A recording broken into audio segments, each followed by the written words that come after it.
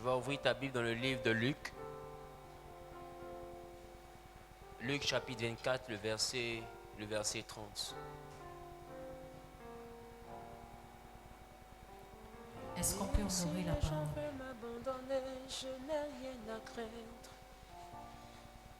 Pendant qu'il était à table avec eux, Oui. il prit le pain. Oui. Et après avoir rendu grâce, il le rompit et le leur donna. Oui. Alors leurs yeux s'ouvrirent et ils le reconnurent. Mais il disparut de devant eux. Oui. Et ils se dirent l'un à l'autre: notre cœur ne brûlait-il pas au-dedans de nous lorsqu'il nous parlait en chemin et nous expliquait les Écritures? Se levant à l'heure même, ils retournèrent à Jérusalem. Alléluia. Oui. Et ils trouvèrent les 11 Oui. et ceux qui étaient avec eux assemblés. Alléluia. Quelqu'un dit Amen. Amen. Assieds-toi dans la présence de Dieu. Dis à ton voisin la puissance de l'action de grâce. Mon histoire dépend de toi, Jésus. Mon avenir dépend de toi, Yahweh.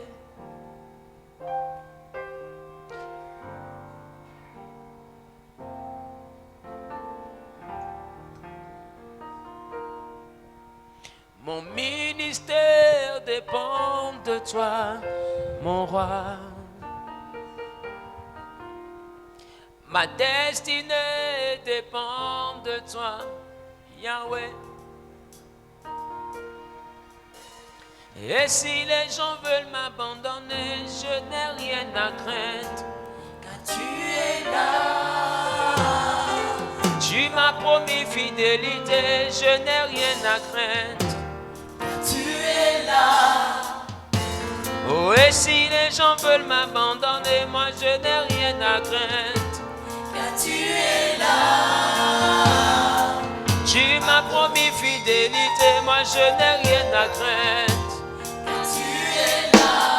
Je ne suis pas seul. Je ne suis pas seul. Car tu es là. Je ne suis pas seul. Je ne suis pas seul. Je ne suis pas seul. Je ne suis pas seul. Je ne suis pas seul. Car tu es là, Rabbi. Je ne suis pas seul. Rocher qui était pro, Santa Braquinte les bossés. Les mama Santa Braquinte les brochés. Quelqu'un peut dire Amen. Donne une offrande d'acclamation à Jésus.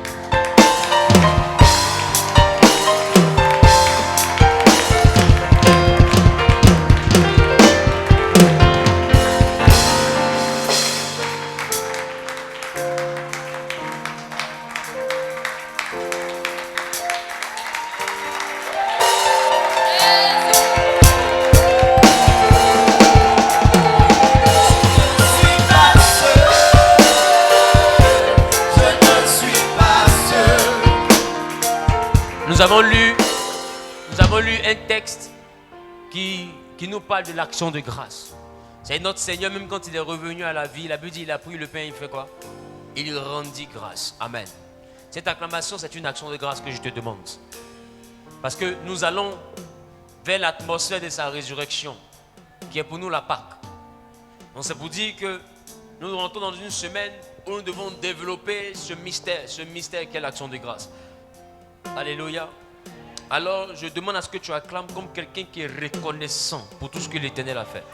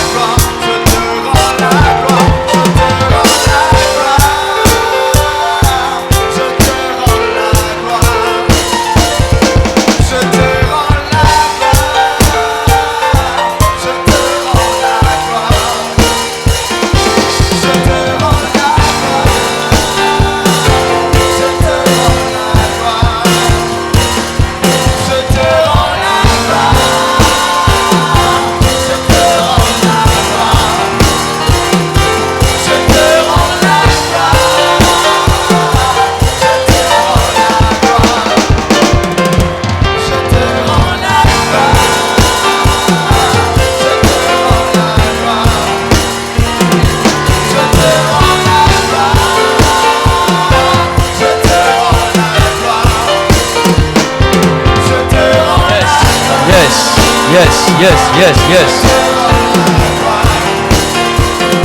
Yes, yes, yes, yes, yes, yes, yes. Quelqu'un dit Amen. Quelqu'un dit Amen. Assieds-toi dans la présence de Dieu.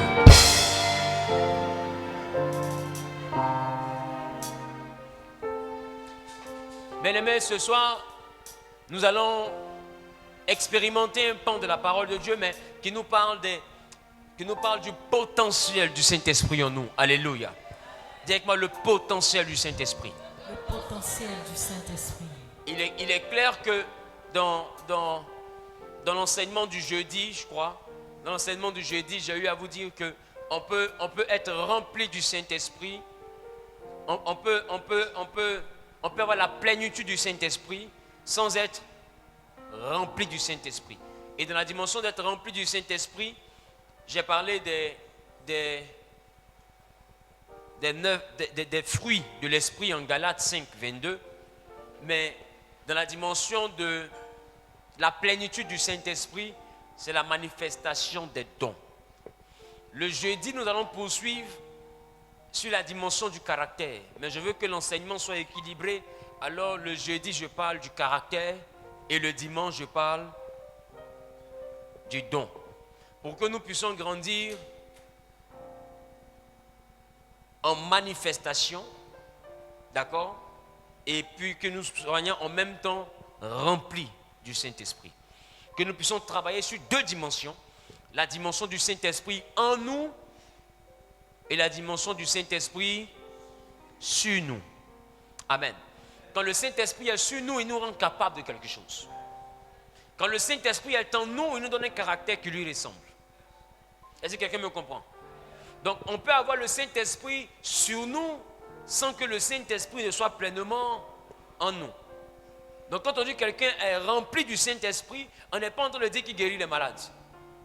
On est en train de dire que quand on regarde son caractère, son comportement, sa manière de réagir, on sent le Saint-Esprit.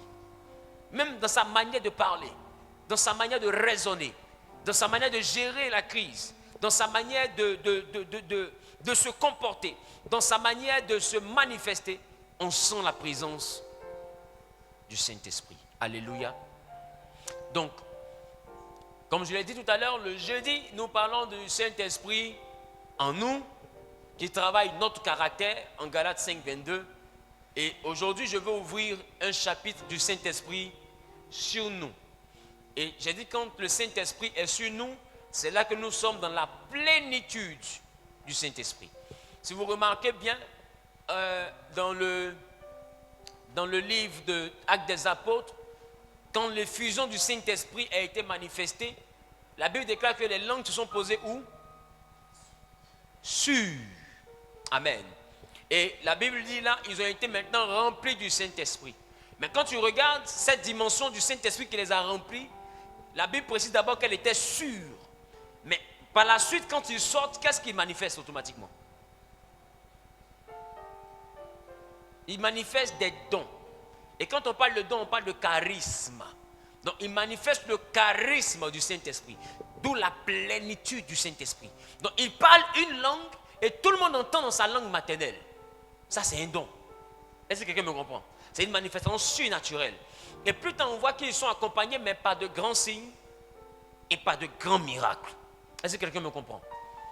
Parce que la dimension du Saint-Esprit sur nous, nous rend capables d'opérer dans le surnaturel. Alors, tu peux même le vérifier en Ésaïe, le chapitre 61, le verset 1er que nous dit la Bible. Ésaïe 61,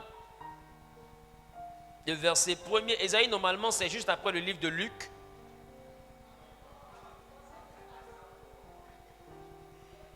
Ésaïe 61, le verset 1, que dit la Bible? L'Esprit du Seigneur, l'Éternel, est sur moi. Il dit, l'Esprit du Seigneur, l'Éternel, est sur moi. Car l'Éternel m'a oint pour porter de bonnes nouvelles aux malheureux. Car l'Éternel m'a oint pour. Est-ce que quelqu'un me comprend? Amen. Quand le Saint-Esprit est sur nous, c'est qu'il y a une chose qu'il veut faire avec nous. Quand le Saint-Esprit est en nous, c'est qu'il y a une chose qu'il veut transformer en nous. C'est qu'il veut nous rendre à son image. Donc le Saint-Esprit sur nous, et le Saint-Esprit en nous plutôt, et le Saint-Esprit sur nous, c'est deux dimensions différentes. Beaucoup ont le Saint-Esprit sur eux, mais peu travaillent pour avoir le Saint-Esprit en eux. Et beaucoup confondent le Saint-Esprit sur eux au Saint-Esprit en eux. D'autres se disent que comme déjà ils sont utilisés par le Saint-Esprit, ils n'ont plus besoin de travailler sur leur caractère. Parce que déjà les malades guérissent. C'est là que Paul pouvait dire, il dit je traitais durement mon corps afin, et je l'assujettissais, afin qu'après avoir fini de prêcher aux autres, que je ne me perde pas moi-même. Ça veut dire quoi? Aux autres, il démontre la plénitude du Saint-Esprit, mais il sait que dans son corps à lui-même, il y a des défauts qu'il doit travailler. Alors il se traitait durement, il se privait de certaines choses, il luttait contre une loi. Qui me comprend? Ça veut dire qu'il savait faire la différence entre le pôle prédicateur et puis le pôle individu. Qui me comprend? Et il cherchait à ce que le prédicateur que tout le monde voit là soit la même personne que l'individu que tout le monde voit. Parce que j'ai envie de te dire, quand le Saint-Esprit est en toi, il t'aide à travailler sur les défauts. Et tout le monde doit être en chantier. Et quand tu es en chantier, il y a une chose que tu n'as pas le temps de faire, c'est regarder le chantier de ton voisin. Tout le monde doit être en chantier. Et le chantier, c'est quoi? C'est de travailler contre la partie qui est en nous, qui n'est pas encore à l'image du Saint-Esprit. Parce que aussi longtemps que tu ne triomphes pas de cette partie, le Saint-Esprit ne peut pas être pleinement en toi. Est-ce que quelqu'un me comprend? Alors la partie la plus difficile n'est pas le Saint-Esprit sur toi. C'est le Saint-Esprit en toi. Et ça, on voit ça les jeudis. Jeudi prochain, on va poursuivre sur le caractère du Saint-Esprit. Comment on fait pour reconnaître le Saint-Esprit en quelqu'un? Mais aujourd'hui, je vais te parler du Saint-Esprit sur toi. La Bible dit que l'Esprit du Seigneur l'Éternel est sur moi car il m'a oint pour annoncer. Donc quand le Saint-Esprit est sur nous, j'ai dit tout à l'heure que c'est qu'il y a une mission. Mais on peut partir rapidement en 1 Corinthiens, le chapitre 12, le verset 7 à 11. Que dit la Bible? 1 Corinthiens 12, le verset 7 à 11. Or, à chacun la manifestation de l'Esprit est donnée pour l'utilité commune. À chacun la manifestation de l'Esprit est donnée pour l'utilité commune. En effet, à l'un est donné par l'Esprit une parole de sagesse. Donc, vous voyez, on dit, à chacun la manifestation de l'Esprit. La manifeste. Donc, c'est-à-dire que quand le Saint-Esprit est sur toi, c'est qu'il fait quoi? Il se manifeste. Il se manifeste. Mais ce n'est pas pour toi. Ça n'a rien à voir avec toi. C'est pour les autres. Il dit pour l'utilité commune. Non, c'est-à-dire que tu es utilisé pour un but. Mais tu peux finir d'être utilisé pour un but et puis toi-même, il ne te reconnaît pas. Donc, c'est la dimension où le Saint-Esprit peut te prendre comme un Béla pour le royaume. Ça veut dire que tu peux guérir tous les malades, mais lui-même ne te connaît pas. Parce que le Saint-Esprit ne valide pas ceux sur qui il est. Il valide ceux en qui il est. Qui comprend? Amen. Il ne te valide pas parce qu'il est sur toi. Sur toi là, il pète sur tout le monde. Quand Dieu dit à Nebuchadnezzar, j'enverrai Nebuchadnezzar, roi de Babylone, mon serviteur. Pourquoi? Parce que la grâce de Dieu, la présence de Dieu a vu que Nebuchadnezzar était le canal le mieux approprié pour envoyer le peuple à l'esclavage. Il avait le cœur le plus méchant, capable d'envoyer le peuple d'Israël à souffrir dans l'esclavage. Donc pour faire souffrir le peuple, qui Dieu va utiliser? Nebuchadnezzar. Alors Dieu l'appelle mon serviteur, mais plus tard on voit que ce serviteur-là, il avait fait une grosse statue d'idole où on devait se prosterner pour l'adorer lui seul. Qui me comprend? Est-ce que vous pensez que quelqu'un qui est rempli du Saint-Esprit peut faire ça? Mais il était utilisé par le Saint-Esprit, par Dieu, pour accomplir un but. Parce qu'Israël avait désobéi, donc Dieu l'utilise pour accomplir un but. Donc quand Dieu t'envoie dans une mission, ça ne signifie pas que tu es mieux. Tu es mieux au moment où tu n'es plus dans la mission, mais où il est en toi. Qui me comprend? Qui me comprend? Alors la Bible dit que le don est donné à chacun pour. L'Esprit du Seigneur l'Éternel est sur moi pour. Qui comprend? Donc il y a un but. C'est la même chose. Quand l'Esprit est sur toi et quand le don t'est donné, c'est pour. Il dit pour annoncer la bonne nouvelle aux captifs. C'est ça? C'est-à-dire que ça ne le concerne pas lui-même. Ça concerne quelqu'un d'autre. Et quand on regarde ici aussi, on dit quoi? Pour l'utilité commune. C'est-à-dire que tu n'es même pas même encore le bénéficiaire.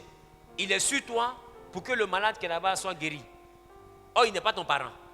Il est sur toi pour que le possédé qui est là-bas soit libéré.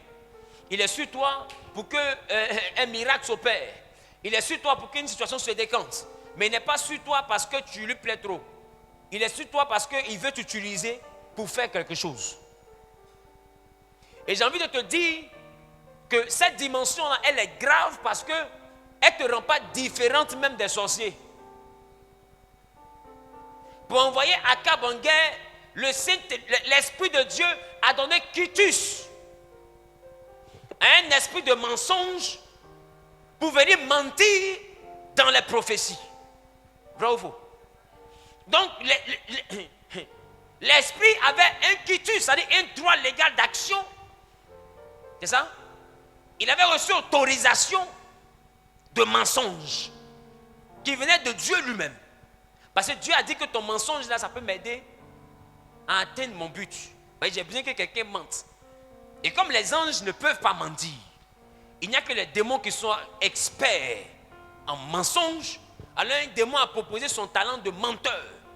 Dieu dit, ah, ce que tu fais là, c'est tellement bon que si tu mens bien comme ça, je sais qu'il va partir.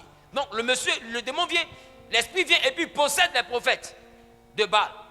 Et eux tous ils prophétisent que si le roi part en guerre, il aura la victoire. Qui me comprend? Et quand il prophétise, il avait dit Michée, qui n'était pas habité par cet esprit-là, va venir puis dire la vérité. Et le démon va dire, d'où l'Éternel es-tu sorti de moi pour te parler? Ça veut dire que ce n'était pas Sédécias qui parlait, mais c'était l'esprit de mensonge qui parlait. Pour ceux qui ont fait la démonologie, ils savent que les démons parlent. Donc c'est pour dire, comment est-ce que Dieu peut m'envoyer pour venir mentir? Et puis en même temps, il t'envoie pour venir dire la vérité. Dieu ne peut pas se contredire. Si Dieu m'a donné le droit, c'est que son esprit travaille avec moi pour la mission. Normalement, son esprit et moi, nous devons aller dans la même direction parce que c'est le but pour lequel il m'a donné autorisation. Donc celui qui a l'esprit de Dieu sur lui, il a un mandat de Dieu pour accomplir une mission. Et le Saint-Esprit sur toi te rend capable de certaines choses extraordinaires. Regardez un homme qu'on appelle Samson. Quand le Saint-Esprit descend sur lui, Samson arrive à tuer combien de Philistins avec une mâchoire d'âne? La Bible dit 3000. 3000 Philistins. C'est-à-dire des soldats. Hein? Il arrive à les tuer avec une mâchoire d'âne. Pourquoi? Parce que la Bible, le Saint-Esprit fait quoi? L'Esprit de Dieu descendait sur Samson. Est-ce qu'on a dit en Samson? On dit sur Samson. Lisez bien dans la Bible. Dans la Bible, dans l'Ancien Testament, le Saint-Esprit descendait sur. Même quand Élisée demandait un joueur de harpe pour prophétiser pour Akab et Josaphat, la Bible, pendant que le joueur de harpe était en train de jouer de la harpe, l'Esprit de Dieu est descendu sur Élisée et il se mit à prophétiser. La Bible dit quand Akab a quitté Samuel et qu'il a trouvé la garnison de prophètes, l'Esprit de Dieu se saisit d'Akab, est descendu sur Akab et Akab aussi a commencé à prophétiser. Vous voyez que dans l'Ancien Testament, l'Esprit de Dieu ne faisait que descendre sur. Qui me comprend? Qui me comprend?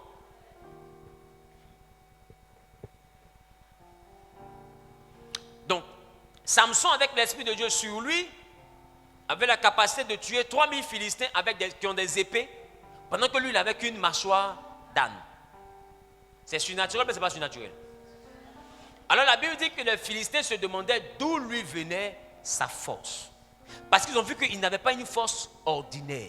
Samson n'était pas simple. Samson avait quelque chose en plus. Donc les gens s'interrogeaient sur la nature de sa force, l'origine de sa force. Oh, ils ne savaient pas qu'il y avait quelque chose qui était sur lui. Donc quand le Saint-Esprit est sur nous, nous avons des aptitudes extraordinaires. Qui me comprend? Quand le Saint-Esprit est sur toi, tu peux regarder quelqu'un puis sans le connaître, dire tout ce qui se passe dans sa vie.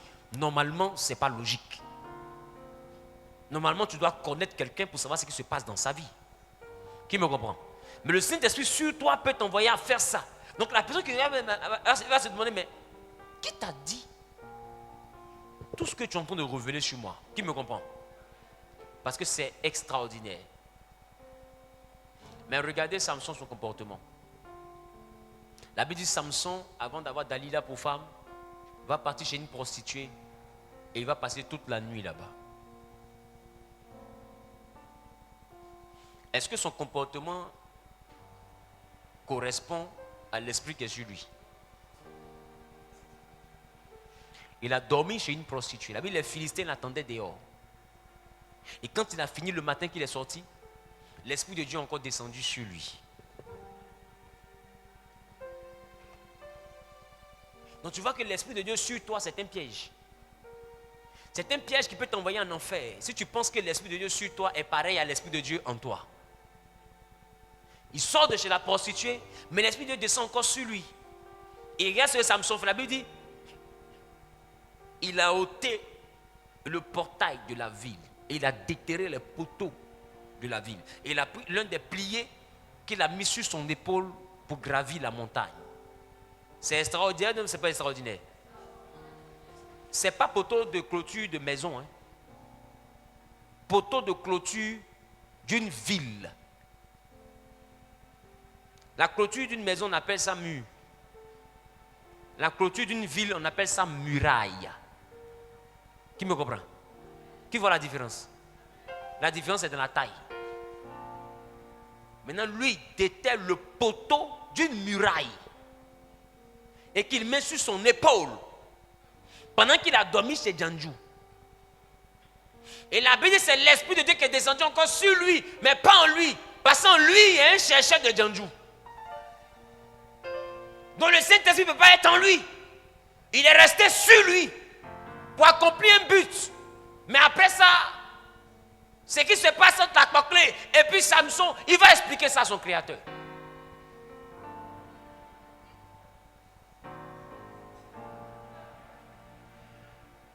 Pourquoi me regarder comme ça? Qui comprend?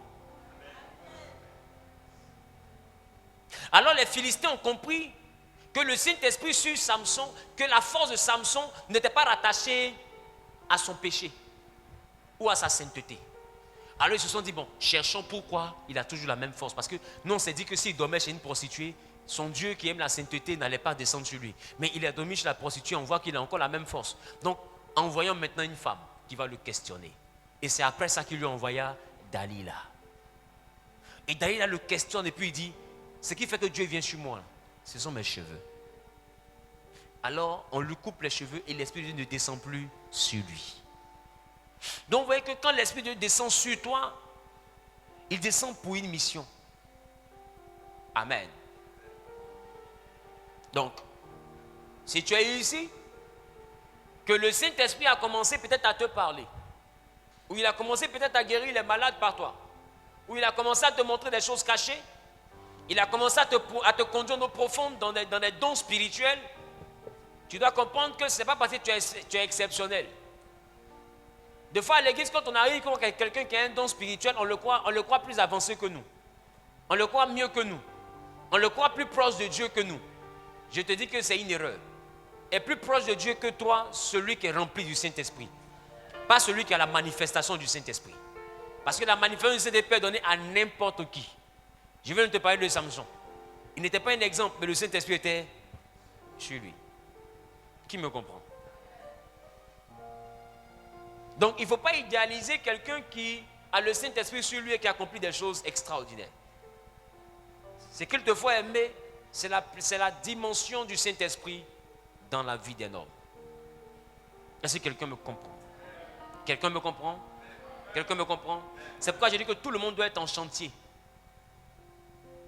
Même les prédicateurs doivent être en chantier. Quand tu prêches et que tu descends et que tu es une autre personne, tu dois être capable de rendre la personne qui est en bas là à l'image de la personne qui est en haut. Est-ce que quelqu'un me comprend? C'est pourquoi un prédicateur qui prêche aux autres, il a un problème.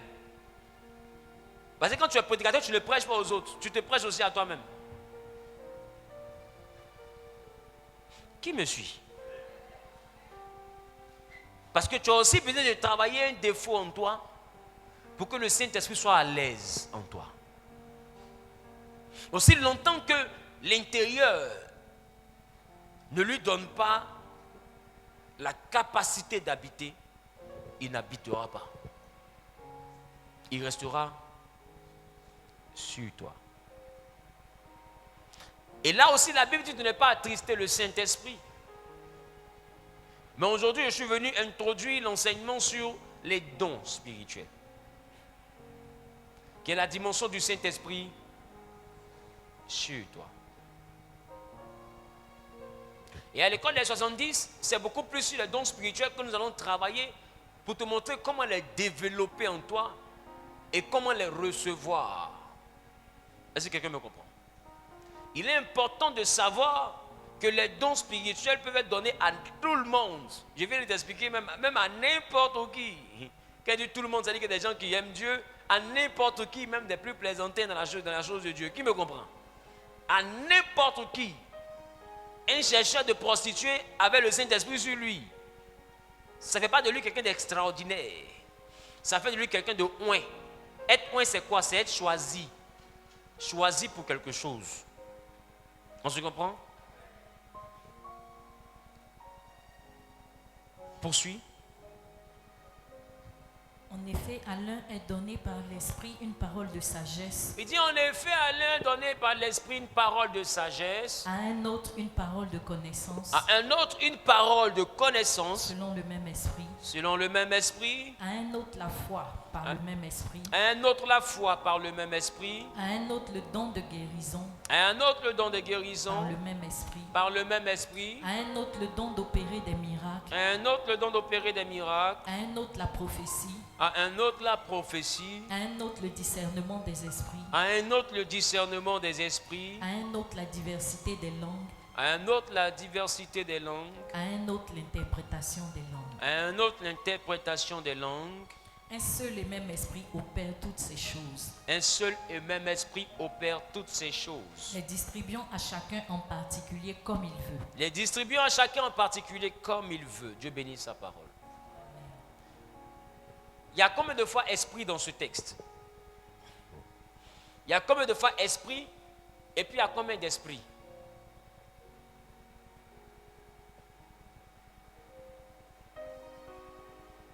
Comptez avec moi, il y a combien de fois esprit dans le texte?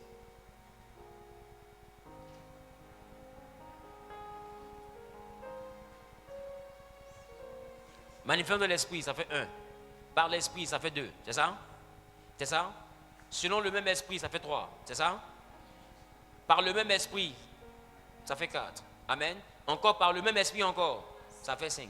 Encore le discernement des esprits, ça fait 6. C'est ça? C'est ça? Et ensuite, un seul et même esprit, ça fait 7. C'est ça? Donc, on a 7 fois esprit dans ce texte. C'est ça? Maintenant, il y a combien d'esprits? Vous êtes sûr? Il y a 2 esprits.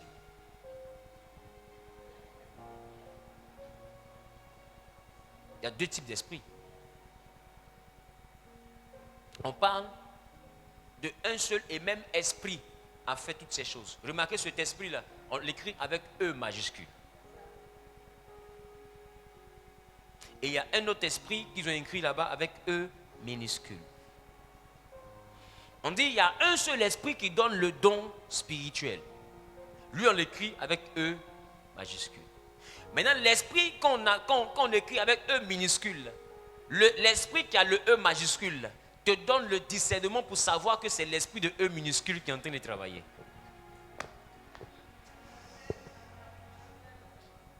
Ça veut dire que c'est le Saint-Esprit qui peut te permettre de savoir quel faux esprit travaille avec un faux prophète. Celui qui a le Saint-Esprit, lorsqu'il est arrêté, il arrive à comprendre quel esprit est en train de travailler parce que lui, il a l'esprit avec grand E, mais quand quelqu'un est un faux, il a l'esprit avec petit E. Donc le petit E est découvert par le grand E. Ce n'est pas tes yeux qui peuvent t'envoyer à voir. Beaucoup regardent et puis disent, de toute façon, je vois là. On n'a pas besoin de ce que tu vois. Ce que tu vois ne peut rien voir dans les grands E, dans les petits E. Ce que toi tu vois là, ça ressemble toujours à esprit. Mais esprit, il y a esprit et puis il y a esprit. seul l'esprit grand E peut te dire qui est l'esprit petit E. Aujourd'hui, beaucoup de personnes regardent le caractère d'un homme de Dieu pour dire ça c'est l'esprit petit E. Qui t'a dit? Samson marchait avec une prostituée, mais c'était l'esprit grand E qui descendait sur lui. Si tu n'as pas l'esprit avec grand E, tu peux appeler quelqu'un faux prophète parce que simplement tu as vu son défaut. Or, son défaut ne veut pas dire qu'il est faux.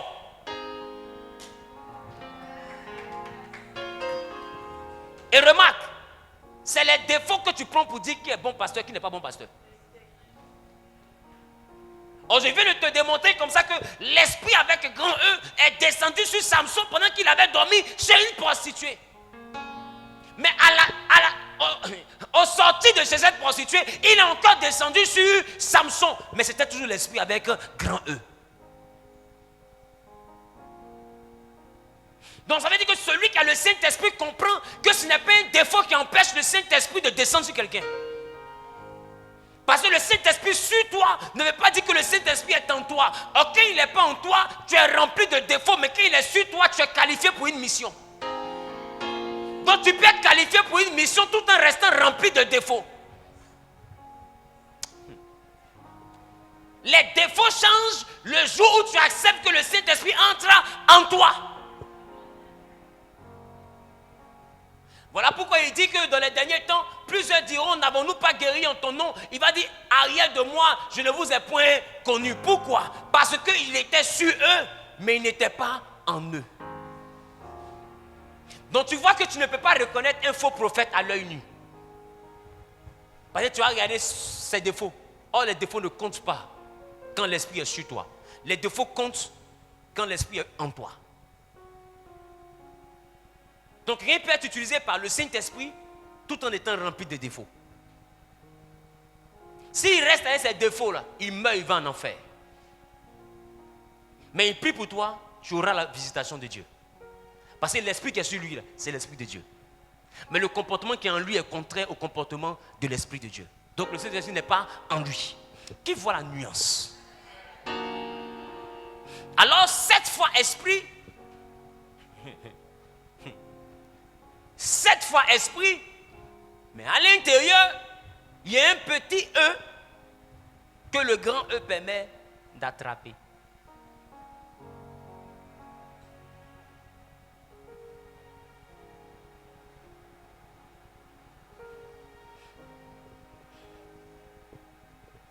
Tu veux discerner les esprits, il te faut chercher le maître des esprits.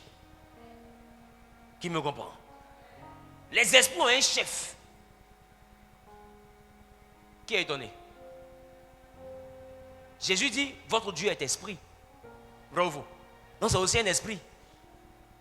Voilà pourquoi nous, notre Dieu, quand on dit notre Dieu, on ne l'écrit pas avec un D minuscule. On l'écrit avec un D majuscule parce que nous disons que c'est lui qui est le Dieu des dieux. Alors même dans ce texte, on n'a pas écrit avec un E minuscule pour dire qu'il est l'esprit des esprits. Qui me comprend? Il est le Béréchi. Donc, l'homme regarde à l'apparence. L'homme regarde ce qu'il voit. Et c'est en fonction de ça qu'il essaie de discerner. Or, celui qui a le Saint-Esprit ne se fie plus à ses yeux. Il se fie à ce que Dieu lui dit. Qui me comprend? Qui me comprend? Donc tu vois que les dons spirituels vont au-delà de ton analyse. Quand je parle du spirituel, je vais au-delà de ton analyse. Tu analyses selon tes préjugés, selon ton raisonnement humain. Mais la prédication que je te donne te dit que ton raisonnement humain, s'il n'est pas inspiré par le Saint-Esprit, l'Esprit avec grand E, peut t'envoyer à lancer la pierre sur quelqu'un qui a l'Esprit de Dieu. Est-ce que quelqu'un comprend? Regardez Élie. Il a l'Esprit de Dieu ou il n'a pas l'Esprit de Dieu? C'est l'Esprit de Dieu qui fait descendre le feu ou bien ce n'est pas l'Esprit de Dieu? Il est vrai prophète ou il n'est pas prophète? Mais est-ce qu'il est rempli de l'Esprit de Dieu? Quelqu'un qui est rempli de l'Esprit de Dieu ne peut pas prendre 850 prophètes et puis les égorger un à un. Mais Élie, Pendant que l'Esprit de Dieu lui dit, mon souhait n'est pas que le pécheur meure, n'est pas que le méchant meure, mais c'est qu'il se répande. Bon, tu as prié, le feu est descendu. Il faut nous annoncer l'évangile. Est-ce qu'il y a un moment qui est plus favorable pour annoncer l'évangile à quelqu'un que quand lui-même il reconnaît qu'il a perdu? Tu lui dis simplement, vous avez vu que Baal n'a pas envoyé le feu. C'est mon Dieu qui a envoyé le feu. Alors normalement j'aurais dû vous tuer parce que c'est ce qui a été dit dans le deal. Mais si je vous laisse en vie, c'est pour que votre vie là serve moi mon Dieu. Si on est d'accord, vous vivez. Ils auraient dit quoi? Donc c'est mieux, on va dire vers ton Dieu, on n'a pas envie de laisser nos femmes veuves et nos enfants orphelins. Tu aurais gagné 850 personnes.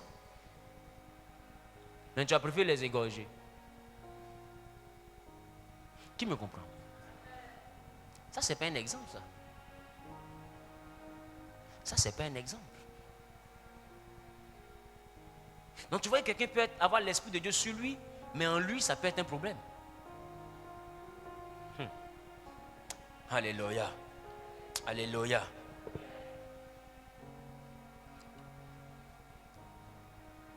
Alors, il y a des personnes qui m'ont demandé, mais l'école des 70, qui sont ceux qui peuvent entrer là-bas? Est-ce qu'il faut forcément être pasteur? Je viens de te dire que tout le monde peut entrer. Dès l'instant que tu es prêt pour que l'Esprit de Dieu descende sur toi pour quelque chose, tu peux. Et toi qui avais essayé de détecter un faux prophète, mais parce que ton œil voit, je te dis, il faut arrêter, ce n'est pas spirituel du tout. Ton œil ne peut rien voir. Tu vas beau regarder, ton œil ne peut rien voir. Voilà pourquoi Ésaïe dit, il n'avait rien pour attirer nos regards. Il n'avait rien pour plaire à nos yeux. Vous savez, quelqu'un tu peux regarder quelqu'un, quand tu l'observes, il n'a rien qui te convient. Mais il est de Dieu. Dans tes yeux, tu le rejettes comme pasteur. Mais il est de Dieu. Quelqu'un me comprend? Dieu est en train de te dire que lui, son discernement n'est pas dans ton regard. Parce que dans le regard, Ésaïe dit, ils se sont trompés sur lui. Ésaïe 53. C'est ça? Eh bien, il n'avait rien pour attirer nos regards. Mais cependant, c'est de nos fautes qu'il s'est chargé. Et le châtiment qui nous apporte la paix est tombé sur lui. Et par ce meurtrissure, nous sommes guéris. Donc je suis en train de dire à quelqu'un que Ésaïe est en train de dire que les gens essayaient de reconnaître le Messie à partir de leurs yeux. Mais les yeux les ont trompés. Voilà pourquoi, quand ils ont commencé à dire que Jésus était le Messie, d'autres disent qu'il est un prophète, d'autres disent qu'il est Élie. Il a demandé, vous, qu'est-ce que vous dites? Qui dites-vous que je suis? Alors la Bible va nous répondre pour nous. Tu es le Fils du Dieu très haut. Regarde, il dit, ce n'est pas la chair et le sang qui t'ont révélé ces choses. Mais j'ai envie de te demander, l'œil là, c'est où? C'est où? C'est où? Sur la chair. Le sang passe à l'intérieur. Pour voir, le sang passe à l'intérieur. Et il dit, c'est-à-dire que tu n'as pas jugé avec les sens physiques. Parce que si tu me regardes avec l'œil physique, tu ne peux pas dire ce que tu es en train de dire.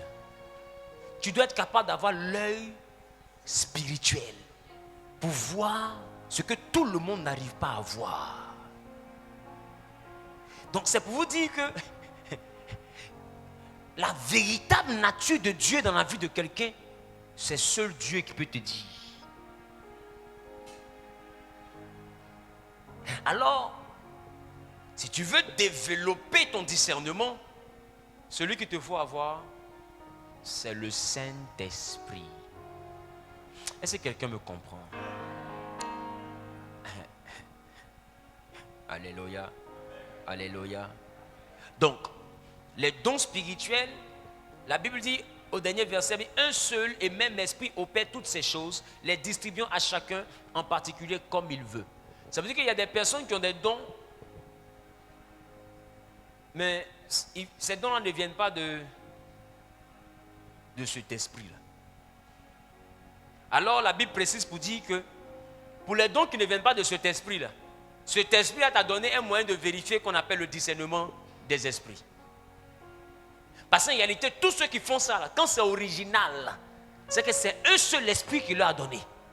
Si ce n'est pas cet esprit-là qu'il a donné, ce n'est pas un bon don. Est-ce que quelqu'un me comprend? On voit des chrétiens qui vont consulter.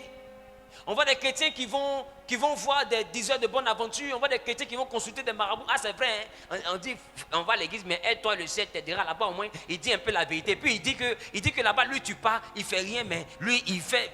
On voit même des féticheurs même qui on croit. Bravo. D'autres on croit. D'autres prennent chapelet et statue. Ils mettent devant. Tout ça pour impressionner. Pour donner l'impression qu'ils sont la lumière. Non, moi ce n'est pas un féticheur qui fait le mal. Hein? Non. Moi tout ce que j'ai fait là c'est Dieu. D'ailleurs j'ai pris ma main de faire. La Bible dit, l'esprit grand E te donne la connaissance de tous les esprits petits E.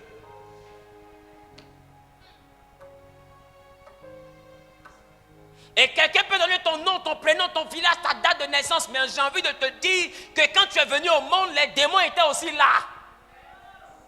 Et ils connaissent ta date de naissance. Ils savent où tu es né.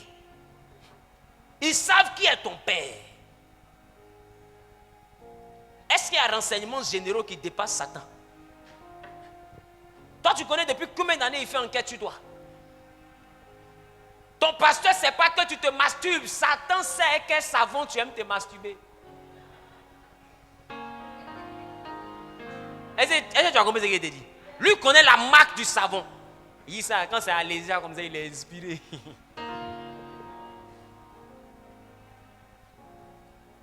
Satan, tous les détails sur toi. Il sait que quand tu vois la drogue comme ça, tu n'arrives pas à tenir. Il sait que toi là, tu vas beau être chrétien, mais dès l'instant qu'il y a une femme qui a un postérieur un peu d'une manière qui a marché là, tu vas te tourner pour la regarder. Il te connaît.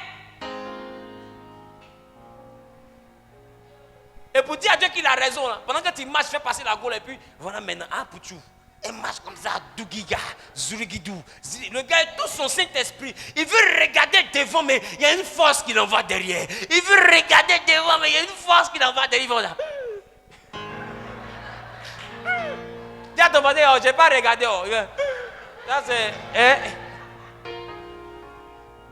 Non, il néglige les regards, tu vois un peu, non. Donc il n'a pas trop vu façon là. Satan te connaît. Donc en matière de révélation, Satan peut te traumatiser. Il peut te donner même ta faiblesse. Parce qu'il te connaît. Qui me comprend? Il peut t'expliquer qui est ton père parce qu'il vous connaît. Je vous parle de quelqu'un qui a plus de 6000 ans d'expérience. Parce que quand on regarde d'Adam à Noé, il y a 1000 ans. De Noé à Abraham, il y a 1000 ans. D'Abraham à David, il y a 1000 ans. De David à Jésus, il y a 1000 ans. Ça fait combien? 4000 ans. De Jésus à aujourd'hui, il y a 2000 ans. Il a 6000 ans d'expérience. Nous-mêmes, des fois, on va travailler, on voit des gens qui ont 40 ans d'expérience, on les respecte. Lui, il a 6000 ans. Il a vu tous les modèles d'hommes. Comment l'homme vient, comment on peut l'attaquer, comment on peut le fragiliser. Quand l'homme dit, j'aime pas l'argent, il sait que si ce n'est pas l'argent, il connaît quel côté on peut prendre pour le faire tomber. Il maîtrise. Tu peux expliquer l'homme à quelqu'un, mais pas au diable. Voilà pourquoi il a regardé Job. Il dit, Seigneur, c'est parce que ta main est sur lui. Sinon, si tu enlèves ta main, je sais comment gérer son affaire. Qui me comprend? Le diable a l'expérience. Il connaît son travail. Qui me comprend? La chose qui nous préserve du diable, c'est la main de Dieu sur nous. Sinon, le gars là, il connaît son barra. Ne plaisantez pas avec, ce n'est pas un petit adversaire. Il est trop organisé. Dans ton quartier, il est un président. Dans ta famille, il est un représentant. Dans ton village, il est un président. Dans la région, il a fait la décentralisation du pouvoir. Il maîtrise, même dans ton travail, il est un élément qui vous surveille. Il est partout. Il a des renseignements partout. Qui me comprend? Même à l'église, il a des enfants qui sont assis. Il est partout, il est Christ Yapi.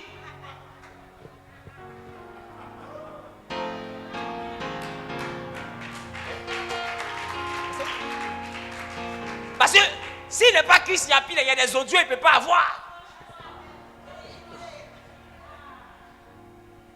Il m'a donné même mon cache-nez. Bon, il m'a cherché mon cache. Donc, c'est pour vous dire que le seul qui nous protège de cet adversaire-là, c'est Jésus. Voilà pourquoi le seul qui a été capable de vaincre le diable, c'est Dieu même qui s'est fait chair pour venir faire le palabre.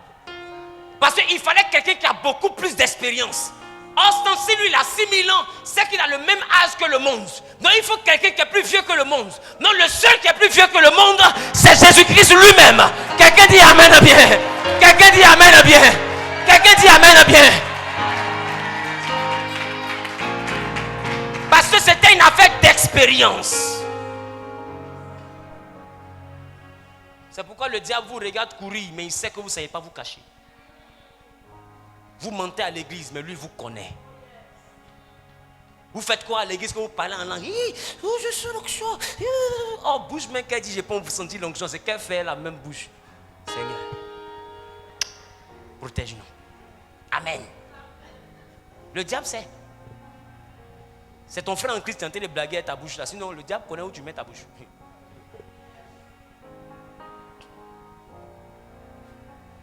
Donc, vous qui regardez les précisions des révélations pour être épaté, Dieu l'utilise, tu n'as rien compris. Tu n'as rien compris. On va en venir. C'est pourquoi l'école des 70, c'est une école qui est vitale. Parce qu'elle te permettra de ne pas mourir bête. Parce que quand en toi, moi, le Saint-Esprit va prendre une certaine dimension en toi, tu pourras t'asseoir et puis dire dans cette église, je ne peux plus partir parce que je sais que Dieu n'est pas là. Quelqu'un va dire, mais comment tu peux expliquer ça? Il n'y a rien de physique pour t'expliquer, mon ami. Tu dois être spirituel comme moi pour comprendre. J'ai dit, je ne vais plus, je ne vais plus.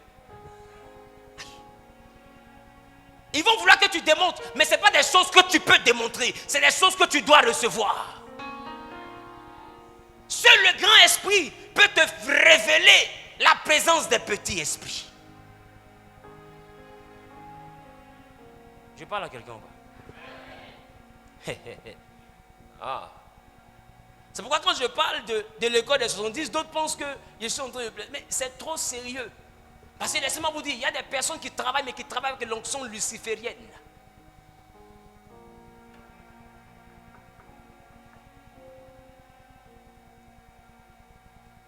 Et au lieu de donner la vie de Christ, ce qu'ils transmettent est appelé le thanatos. C'est une substance qui produit la vie de la mort. C'est pourquoi n'importe qui ne doit pas élever la voix sur toi. Mais si tu n'as pas le discernement venant du grand esprit, tu vas venir dans une église avec un problème, tu vas retourner avec 20. C'est-à-dire que ton un problème qui était sur toi là, c'était bon.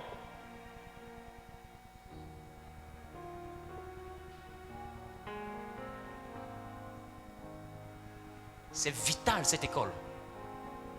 Est-ce que je parle à quelqu'un? Donc, il dit, il y a un seul esprit qui donne le don. C'est le Saint-Esprit. C'est le seul qui donne le don authentique. Sinon, tout ce que Satan peut donner n'est pas authentique. C'est une copie, mais ce n'est pas l'original. L'original, il y a un seul qui détient l'original. Et lui, quand on écrit esprit, là, ça est grand E. Parce que lui, j'ai envie de te dire une chose. À quoi on le reconnaît? On le reconnaît par le nom de Jésus. Parce que quand quelqu'un a le grand esprit et que quelqu'un en face de lui a le petit esprit, quand les deux commencent à élever la voix, c'est le petit esprit qui tombe. Parce que devant le grand esprit, il est écrit qu'au devant de lui, tout genou fléchit. Donc, la présence du grand esprit fait plier la présence du petit esprit. Est-ce que quelqu'un me comprend? Est-ce que quelqu'un me comprend? Donc tu ne peux pas avoir le grand esprit et puis avoir peur d'un démon. Quand les démons te voient, eux ils ont peur de toi. Qui me comprend? Voilà pourquoi je te dis que même dans l'école des 70, quand tu sors de là, la dimension que tu auras atteint par l'intimité nouvelle avec le Saint-Esprit te permettra de pouvoir faire quoi? Même chasser des démons. Parce qu'une fois que le grand esprit est développé en toi, le petit esprit quand il te voit automatiquement, il s'incline. On voit des sorciers qui sont dans ta maison et puis ils sont à l'aise. Ils arrivent à venir chez toi jusqu'à initier ton enfant, tu ne vois pas. Et demain, c'est ton enfant qui bloque ton mariage. Et ça encore, tu ne vois pas. Jusqu'à ce qu'un jour, dans une prière, on te dise que c'est ton enfant qui a gâté ton travail, qui t'a appauvri, patati et patata. Mais où étais-tu quand ça a commencé? Tu étais distrait. Tu étais en train de t'occuper de tout sauf de ta spiritualité. Il y a un seul esprit qui donne tous ses dons.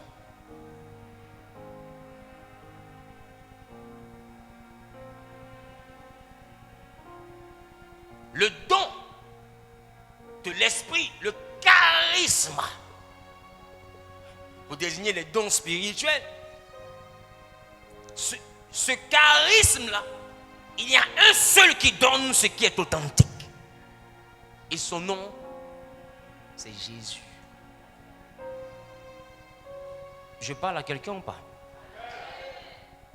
Que nous dit Romains 11, 29?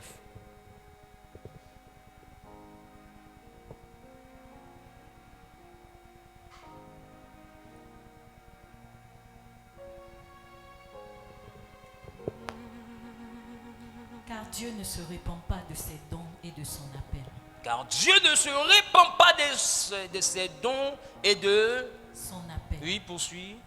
De même que vous avez autrefois désobéi à Dieu, Oui. et que par leur désobéissance, vous avez maintenant obtenu miséricorde.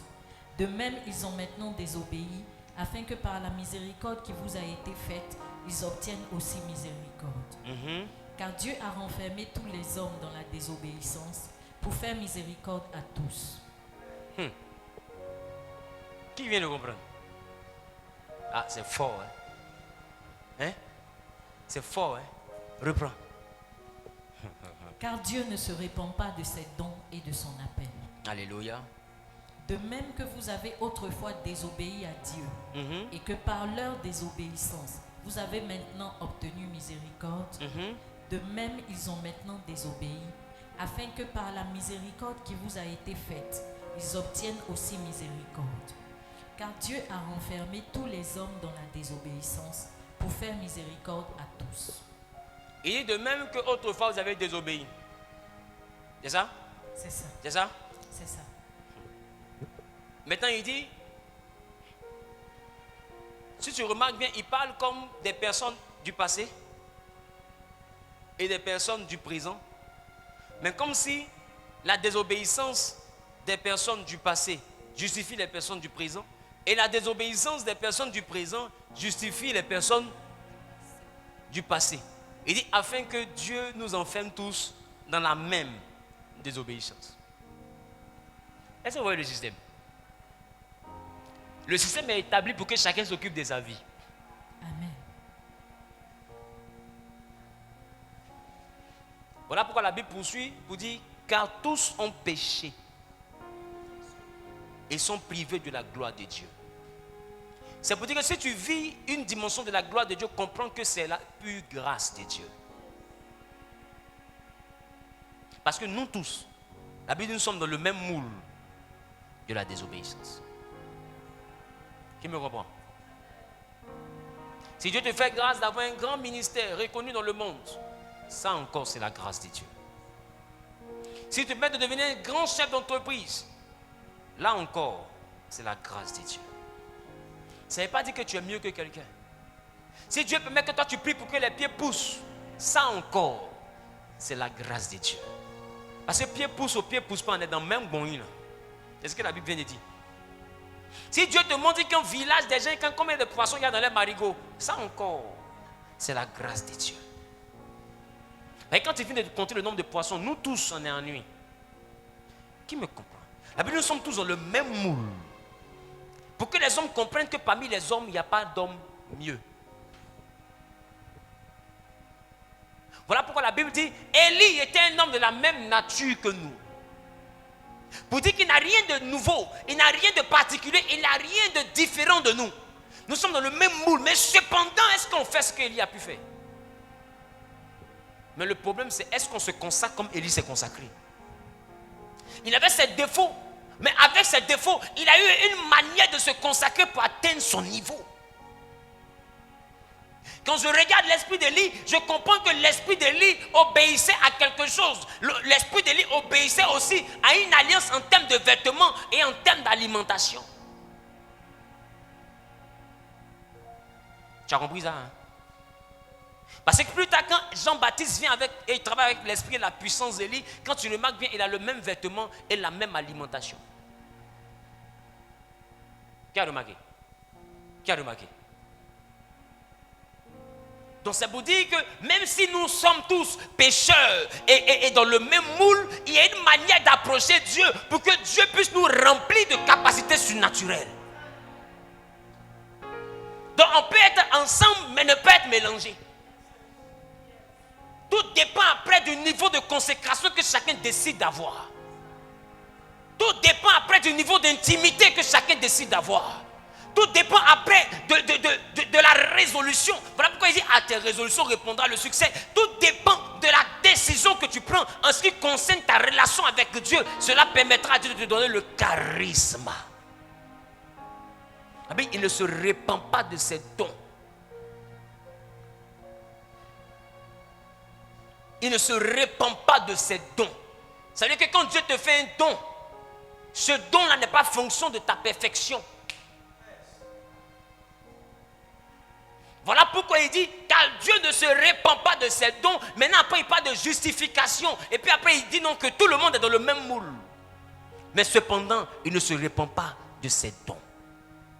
Ça veut dire que quelqu'un peut avoir un don et puis avoir un comportement qui ne correspond pas à la parole de Dieu. Mais la Bible dit Dieu ne se répand pas de ses dons. Le don est là pour un but, pour l'utilité commune. Alors Dieu manifeste toujours le don pour que l'utilité commune soit bénie par le don. Qui comprend ce que je dis? Mais ça ne veut pas dire que la personne est remplie du Saint-Esprit. Ah, Saint-Esprit, si quelqu'un pouvait bien comprendre ce que j'ai dit. Alléluia. Alléluia. Alléluia. Donc cela veut dire que peu importe ce que tu penses avoir comme défaut, dès l'instant que tu rentres dans la présence de Dieu, dans la prière, Dieu peut te faire grâce du don. Alors Paul dit aux Corinthiens, aspirez au don spirituel. Arrête de dire, non j'ai tant de défauts, non j'ai ceci, non j'ai cela. Je vais d'abord arriver à arranger tous mes défauts. Écoute-moi, le jour où tu réussiras à arranger tous tes défauts, sache que tu es mort. Tu ne dois pas attendre le jour de ta perfection pour demander le don. Le don n'est pas donné parce que nous sommes parfaits. La Bible, Dieu ne se répand pas de ses dons, mais tout le monde est dans le même moule de la désobéissance. Mais malgré qu'on est dans le même moule de la désobéissance, il y a quand même des personnes qui trouvent grâce aux yeux de Dieu et Dieu leur donne les dons. Ça veut dire que le don ne dépend pas de ta sainteté. Le don dépend de ce que ton cœur a pour l'œuvre de Dieu.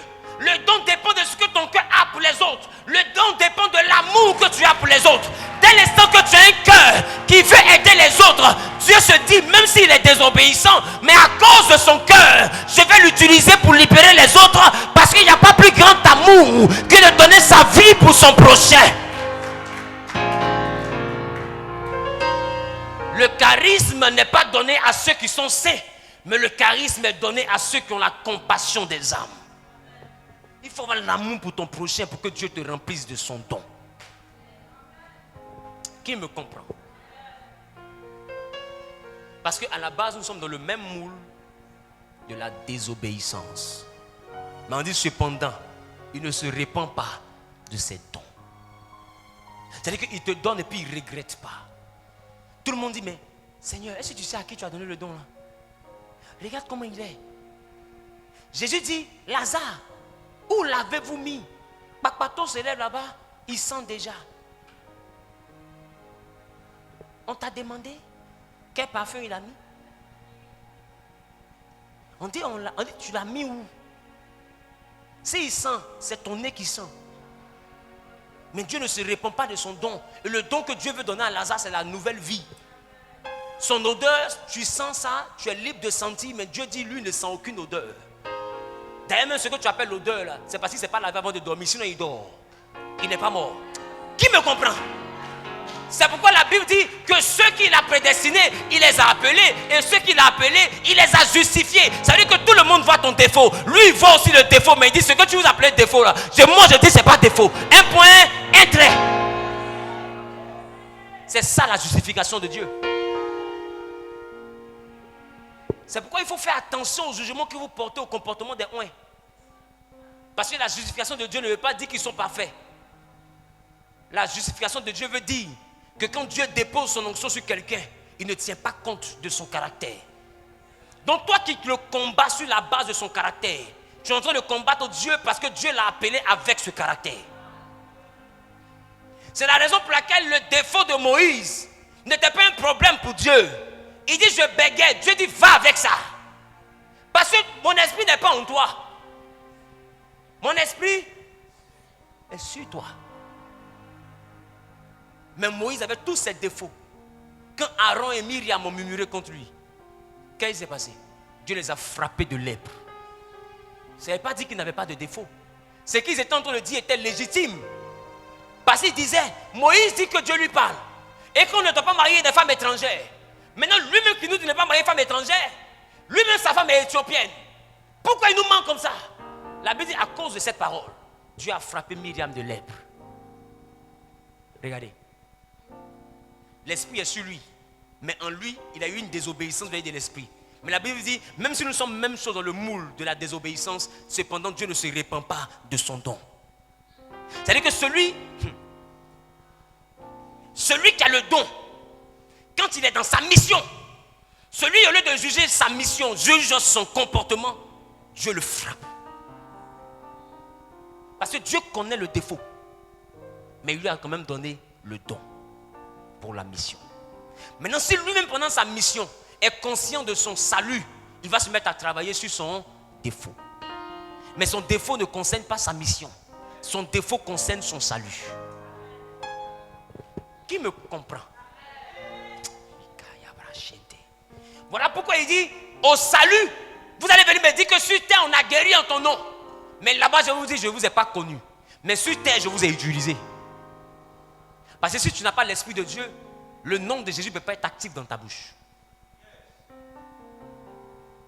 Parce que la Bible dit, tout esprit qui confesse le nom de Jésus venu en chair est de Dieu. Donc le diable ne peut jamais guérir avec le nom de Jésus. Jamais. Parce qu'il ne reconnaît pas Jésus comme étant le sauveur. Qui me comprend? Donc s'il a travaillé avec le nom de Jésus, c'est que quelque part Jésus l'a envoyé. C'est que quelque part Jésus l'a utilisé. Donc Jésus peut t'utiliser sans te connaître. Parce qu'il travaille avec toi, mais il n'est pas en toi.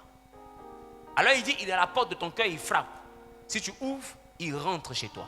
C'est-à-dire qu'il peut être sur toi, mais pour être en toi, il a besoin que ce soit toi qui ouvres. Ça veut dire qu'il a besoin que tu sois d'accord de changer. Il a besoin que tu dises, maintenant je laisse la masturbation. Il a besoin que tu prennes la décision d'abandonner la débauche pour qu'il se mette à aller en toi. Mais sinon, sur toi, là, ce n'est pas un problème. Il peut faire sur toi. Mais en toi, c'est toi qui dois ouvrir.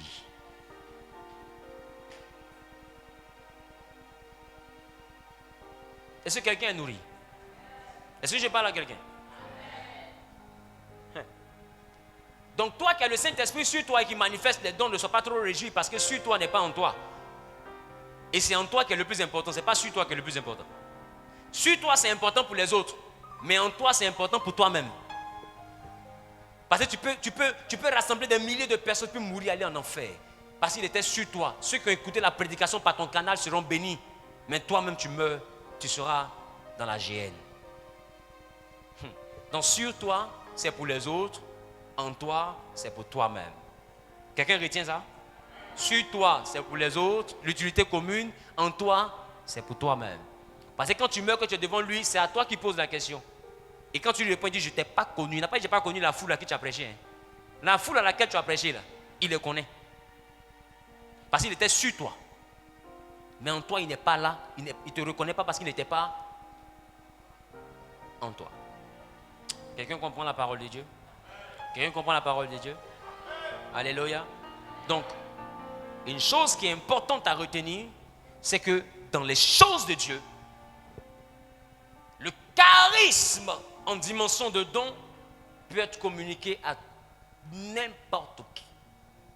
Pourvu que dans ton cœur, tu aies un cœur qui veut aider les autres. Pourvu que Dieu sente que tu veux être utilisé pour le bien des autres. Alléluia.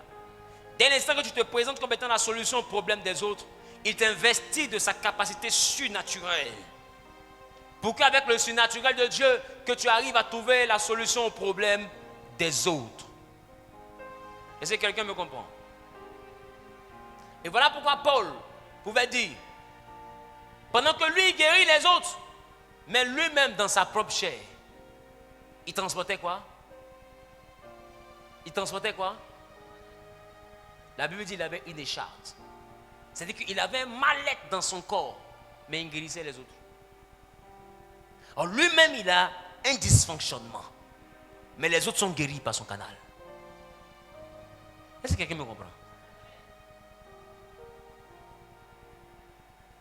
Alors le don étant tellement complexe, avant de rentrer dans le vif du sujet, j'ai voulu vous donner cette introduction sur Béaba. Saint-Esprit sur toi et le Saint-Esprit en toi. En toi, il te donne le salut. Sur toi, il t'envoie en mission. C'est bon? C'est bon? C'est bon? Donc il faut chercher à ce qu'il soit sur toi et en toi. Amen. Quand il est sur toi, il te reconnaît comme étant son envoyé. Quand il est en toi, il te connaît comme étant son enfant. Qui me comprend? Qui me comprend? Voilà pourquoi il dit quand il n'est pas en toi, il dit je ne vous ai pas connu. Il n'a pas dit je ne vous ai pas reconnu. Donc il faut qu'il soit en toi pour te connaître. Mais il faut qu'il soit sur toi pour te reconnaître. Parce que quand on reconnaît quelqu'un, un officier de police, c'est parce qu'il nous montre le document qui montre qu'il est policier. On se comprend? On se comprend? On n'a pas besoin de connaître, on ne connaît pas un policier. Si tu dis que tu es policier, je n'ai pas à te connaître, je dois te reconnaître. Mais pour te reconnaître, des fois, le policier va te demander de te présenter. C'est ça? Et quand tu te présentes et qu'il voit que tes attributs sont justes, il te reconnaît maintenant ta qualité de policier. Mais pourquoi tu es policier? Tu n'es pas policier pour ta famille. Tu es policier pour le peuple de Côte d'Ivoire. Qui me comprend? Tu es policier pour tous les usagers. Tu es policier pour tous les habitants. Tu n'es pas le policier de ta famille. Ça veut dire que même si dans ta famille, il y a un voleur, la loi doit être appliquée à ce voleur. Donc tu n'es pas policier pour faire ta propre justice. Donc tu es policier pour une mission. Donc on doit te reconnaître en tant que policier. On se comprend? On se comprend? Donc le Saint-Esprit, Jésus pour nous connaître, il a besoin que le Saint-Esprit soit. Mais pour nous reconnaître, il a besoin que le Saint-Esprit soit. Il nous reconnaît en tant que prophète, mais il nous connaît en tant que ses enfants. Et c'est seuls ses enfants, seuls ceux qui sont à son image, c'est eux qui hériteront du royaume. Ceux qui seront remplis de son esprit, c'est eux qui hériteront du royaume. Donc pendant que tu veux que le Saint-Esprit soit sur toi, travaille aussi pour que le Saint-Esprit soit en toi. Mais s'il est en toi, c'est rattaché à la porte que toi-même tu lui auras ouverte. Alléluia. Est-ce que quelqu'un est prêt à le laisser rentrer? Est-ce que quelqu'un est prêt à le laisser rentrer? Tu sais, des fois, il y a un péché que tu n'es pas prêt à abandonner, mais je te dis que ce n'est pas grave. Ouvre la porte seulement. Tu sais, quand tu l'invites à rentrer dans ton cœur, ce que tu n'as pas la force de laisser, lui-même te fera laisser sans que tu ne saches que tu as laissé. Un matin, tu vas réaliser qu'il y a longtemps que tu ne t'es pas masturbé. Un matin, tu vas réaliser qu'il y a longtemps que tu n'as pas fumé. Un matin, tu vas réaliser qu'il y a longtemps, je ne me suis pas mis d'ail. Parce que quand le Saint-Esprit te change, toi-même, tu ne te vois pas changer. C'est ton entourage qui remarque. Qui me comprend? C'est ton entourage. Voilà pourquoi n'aie pas peur de comment ça se fait, la transformation. Beaucoup ont peur d'inviter, de marcher à un certain niveau parce qu'ils se disent qu'ils doivent compter sur leur propre force. Il ne s'agit pas de ta force. Il s'agit juste d'ouvrir la porte. Lui dit simplement, si tu entends ma voix, ouvre, je vais rentrer. Quand lui rentre là, le reste là, il s'en charge. Qui me comprend? Voilà pourquoi je dis qu'il ne vient pas chez toi parce que tu es capable. Mais il rentre chez toi pour te rendre capable. Voilà pourquoi il est écrit dans la parole de Dieu que c'est l'Esprit de Dieu qui crée en nous le vouloir et le faire. Donc tant qu'il n'est pas rentré, tu ne peux pas être capable de faire. Tu ne peux pas être capable de résister au péché. Tu dois le laisser rentrer. Et une fois qu'il entre, il va commencer à créer en toi le désir d'abandonner. Et il va te donner le pouvoir pour abandonner. Si tu n'es pas en toi, tu vas rester dans des débats inutiles. Tu sais c'est quoi les débats inutiles? Non, à partir de demain, là, moi j'arrête telle chose. Et après demain, tu es dedans encore. Parce que c'est un débat sur ta propre bouche. Tu ne l'as pas laissé rentrer. Quand tu le laisses rentrer, c'est lui qui déclenche en toi le désir d'arrêter. Et quand il déclenche ça en toi, ce n'est plus ta force. Voilà pourquoi la Bible dit ce n'est ni par la force, ni par la puissance. Mais quand c'est par son esprit, ça ne dépend plus de toi. Tu veux, tu ne veux pas. Tu deviendras une nouvelle personne. Parce que ce n'est pas toi qui auras fait, mais ce sera le Saint-Esprit qui aura fait. Saul de Tarse était l'homme le plus cruel. Mais quand il a croisé le Saint-Esprit, qu'il est tombé du haut de son cheval. Quand il s'est levé, il est tombé Saul. Mais il était obligé de se lever Paul. Il n'avait pas le choix. Voilà pourquoi il dit, moi qui fus persécuteur, aujourd'hui, tout ce que je pensais savoir, je le regarde comme la boue. Pourquoi? Parce que quelqu'un de nouveau est rentré dans sa vie. Quand le Saint-Esprit rentre dans ta vie, les choses que tu affectionnais, lui-même il crée en toi le dégoût de ces choses. Tu ne peux pas lutter contre le péché et vaincre. Tu as besoin d'un allié. Longtemps tu as décidé d'abandonner, mais tu es toujours retombé parce que tu étais seul. Or la Bible dit pour vaincre le péché c'est un exploit, mais l'exploit on le fait avec Dieu. Donc tant que tu es seul tu vas tomber. Tu dois aller avec Dieu.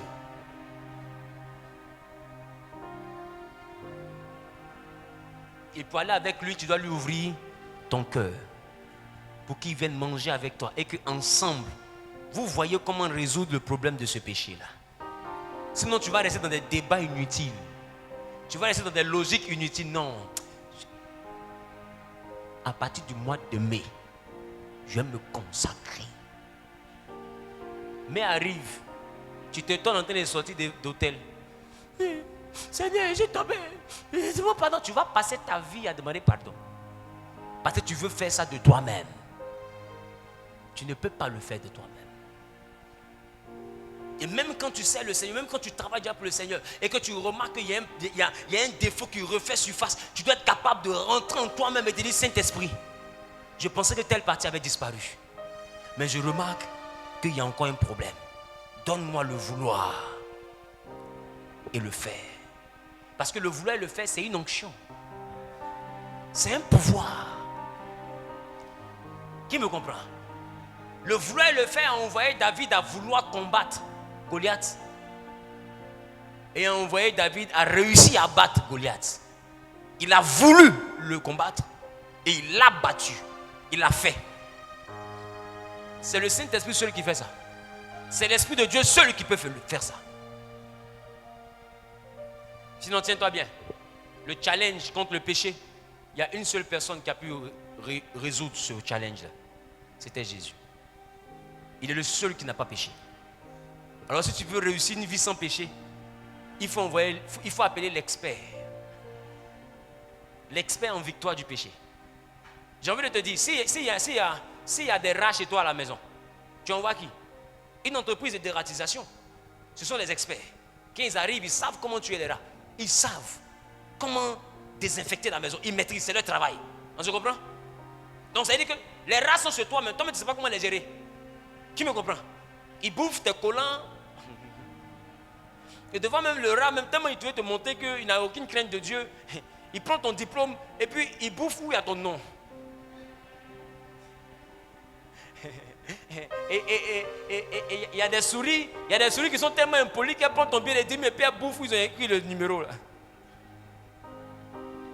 Et remarque bien, quand une souris fait un dégât là, tu sens que c'est calculé. Parce que la souris met ça là où ton cœur va te faire mal. Donc pour vaincre l'adversaire qui vient dans ta vie, il faut envoyer l'expert. Donc si l'adversaire c'est le péché, regarde dans l'histoire de l'humanité, qui est le seul qui a pu vaincre le péché? Voilà pourquoi il dit, si dans ton cœur il y a un péché que tu n'arrives pas à résoudre, je suis à la porte. Ouvre. C'est moi qui sais comment on fait. Tu ne peux pas réussir. Tu vas te dire quoi? Je dois fuir garçon pour ne pas tomber dans le péché. Tu mens. Si tu fuis garçon, c'est garçon qui va te suivre. Qui me comprend? Le monde est fait pour que ce que tu fuis te suive. Et remarque, ce que tu suis aussi te fuit. Même en amour, c'est comme ça. Tu n'as pas remarqué? Ce que tu suis te fuit. Et ce que tu essaies de fuir, ça te suit. Donc plus tu veux fuir le péché sans Jésus, ce qui va te suivre, c'est le péché. Voilà pourquoi Job dit, ce que je craignais, c'est ce qui m'a atteint. Quand tu décides de ne plus tomber dans le péché, que ce n'est pas ta propre force, c'est-à-dire que ce n'est pas une décision divine, mais c'est une crainte. Alors même quand tu te bats contre le péché, ce n'est pas crainte. Or la crainte active la manifestation de ce que nous redoutons.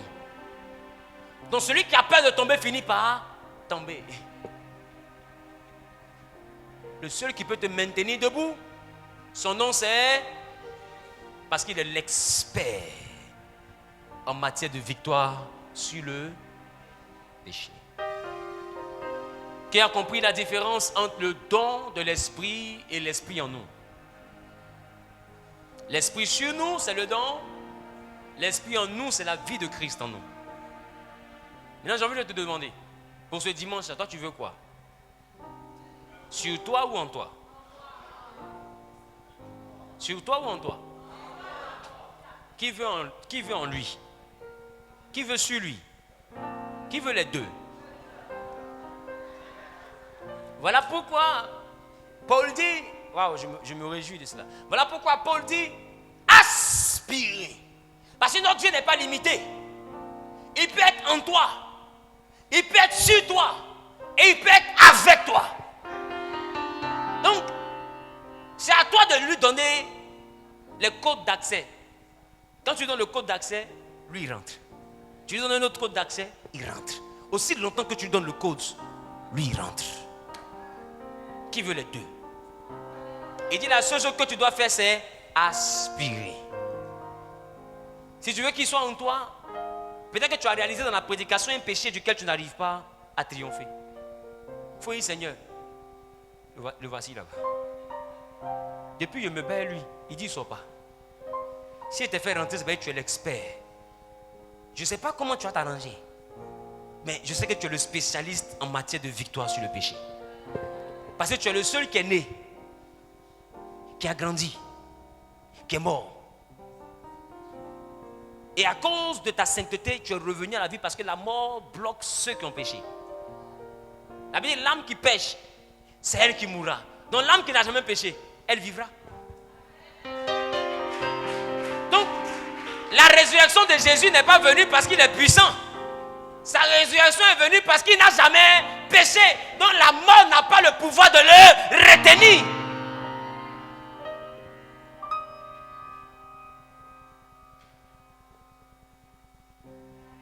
Alors tu vas dire, Saint-Esprit, si je te demande de rentrer en moi, c'est parce que les voici là-bas. Les voici, ils sont beaucoup, il faut dire, voilà le bon là-bas. Et puis tu essaies de les citer. Je sais que tu connais leur nom, je sais. Des fois même, d'autres me m'appellent ça péché mignon. Ils ont mis fond de teint sur le péché là. Gloss. Péché qui met fossile.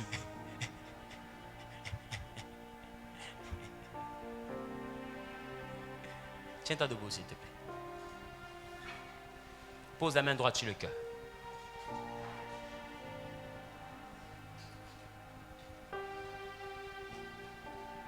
Dis, Seigneur Jésus, tu as dit dans ta parole, et c'est la vérité. Cette partie-là, dit ça avec assurance. Et c'est la vérité. Car ta parole est la vérité. Que tu te tiens à la porte. Et tu frappes. Tu désires entrer pour me rendre conforme à toi. Mon Père, voici mon cœur. Entre dans ma vie. Car je suis faible. Entre dans ma vie. Car je suis limité. Face à la débauche. Face à l'impureté.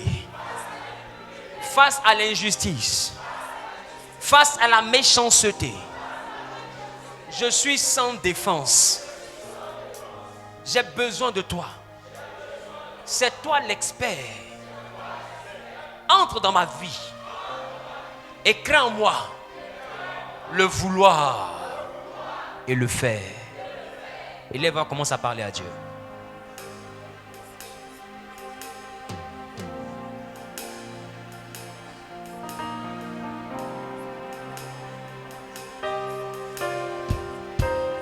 Ton amour, ta puissance, ta présence est dans ma vie. Ton amour,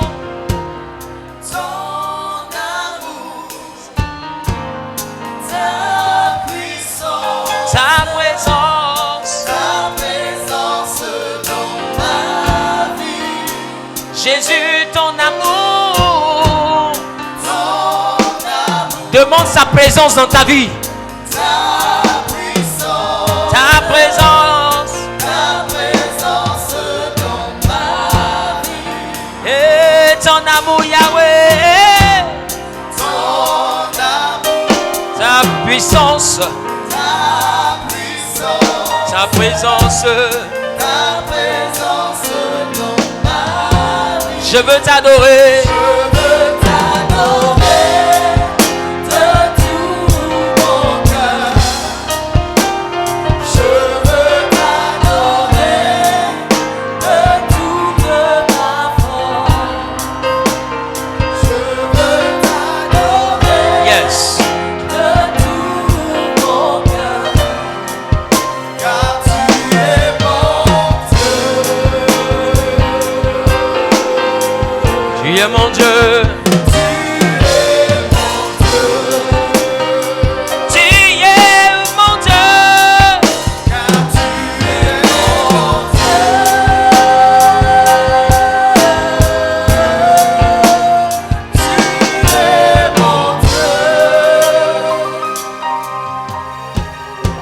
Tu vas élever la voix. Tu as dit, Saint-Esprit, donne-moi ton caractère. Développe en moi les fruits de l'esprit. Je veux manifester le fruit de l'esprit en matière de sainteté, en matière de pureté, en matière de tempérance, en matière de charité, en matière de patience, en matière de bonté, en matière de bénignité, en matière de libéralité. Saint-Esprit, remplis-moi de la joie, remplis-moi de la paix, remplis-moi du désir de te plaire, remplis-moi du désir de te ressembler. Donne-moi le caractère qui te plaît. Telle l'argile entre les mains du potier. Donne-moi la forme qui te plaît. Donne-moi la forme qui te convient. J'ai besoin de toi. Et lève et commence à parler à Dieu. Shababa elebo santa brakente.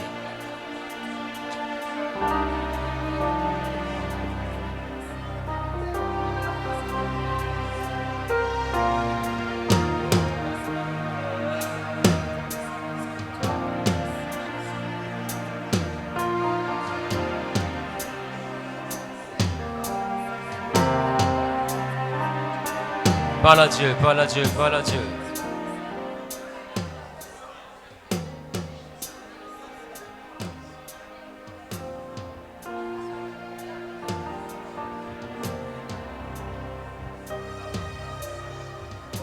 Ta grâce m'a trouvé, tu sais que je suis sans valeur, même pour toi perle de prix. je chante ta majesté, je crie majesté. Car par ton amour, je suis justifié. En présence à genoux devant ta majesté. Shabrabaye les beaux santa braquinte les bossés. Et mama contorobo santa braquinte les brochés. Les bros santa braquinte les bochés. Et brabababababababababa.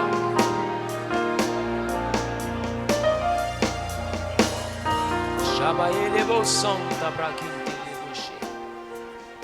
Mare bros santa braquinte la bababa.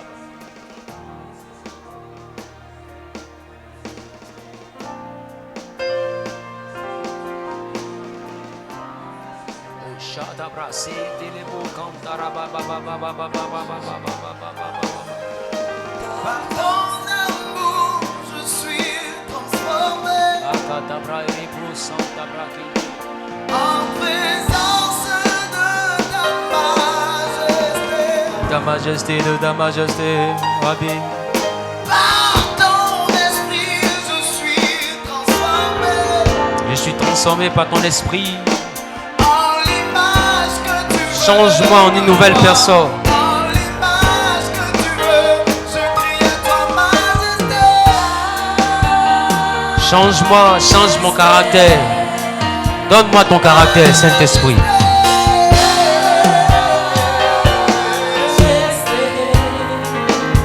Ta grâce m'a trouvé, ta grâce m'a trouvé tel que je suis. Merci, Père. Est-ce que quelqu'un peut dire Amen? Quelqu'un peut dire Amen. Donne 4 fois Amen. Amen, amen, amen, amen. Alléluia. Si tu es passé par les eaux du baptême, reste debout. Si tu es passé par les eaux du baptême, reste debout. Et pendant que tu es debout à ta place, les hôtesses viennent à ton niveau avec le pain et le vin pour que nous puissions procéder ensemble au service de la Sainte Seine. Recevons le pain, recevons le vin. Nous allons prier tout à l'heure ensemble.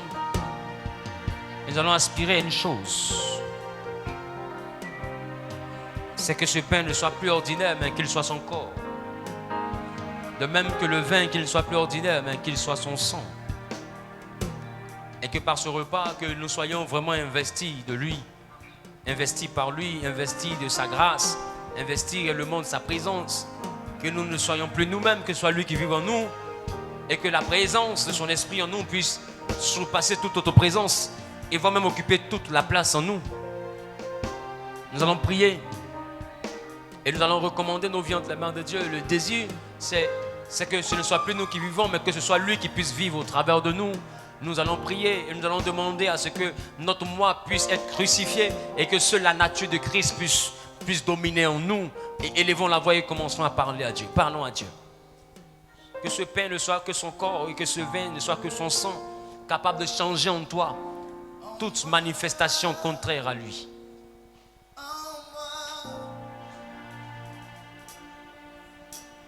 C'est Jésus qui vit en moi. Ce n'est plus moi qui vis. Alléluia. C'est Jésus qui vit en moi. En moi.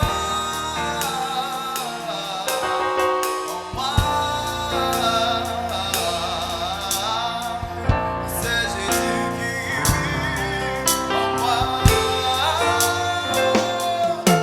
Ce n'est plus moi qui vis. Alléluia. C'est Jésus qui vit en moi, en moi,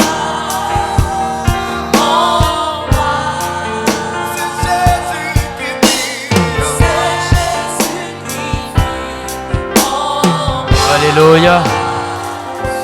Dis avec moi, Seigneur Jésus, en ce jour, je prie que ce pain soit ton corps et que ce vin soit ton sang. par ce repas de la Sainte Seine, viens me remplir de ton caractère. Viens me remplir de toi. Agis fidèlement, Saint-Esprit. Glorifie-toi. Au nom de Jésus. Amen. Tu vas prendre le pain, à la suite, tu vas prendre le vin.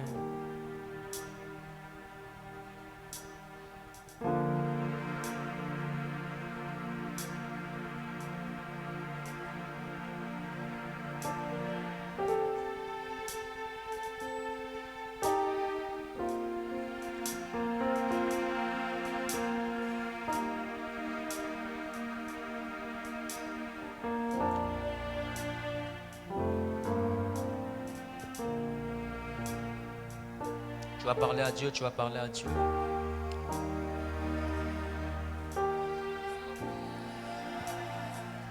Merci Saint-Esprit. Merci pour ta grâce.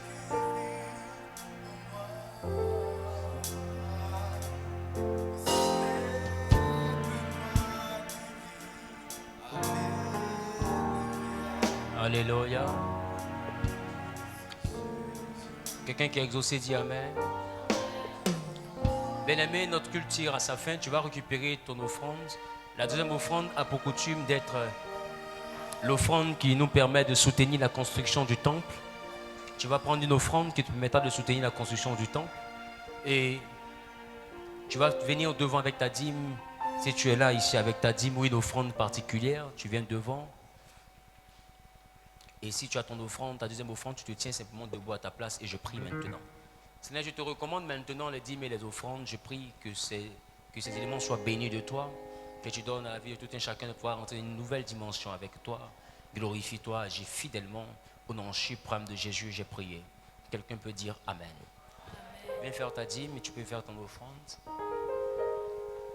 Alléluia. Qui est abonné à la page ici?